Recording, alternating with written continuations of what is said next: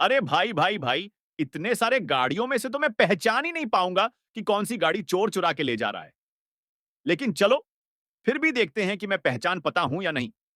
दोस्त, मुझे तो लगता है यही वाली गाड़ी चोर चुरा कर ले जा रहा है, लेकिन उसे देखने से। बेटा, मुझे देखकर इग्नोर मत करना। इस बार एग्जाम में जो भी पास होना चाहता है मैं पास कर दूंगी, लेकिन मेरा भी एक काम करना होगा। तुम्हें इस वीडियो को एक लाइक और चैनल को सब्सक्राइब करना होगा और अपने 5 सच्चे मित्र को शेयर करना होगा और जाते जाते कमेंट में सरस्वती मान लिख दो।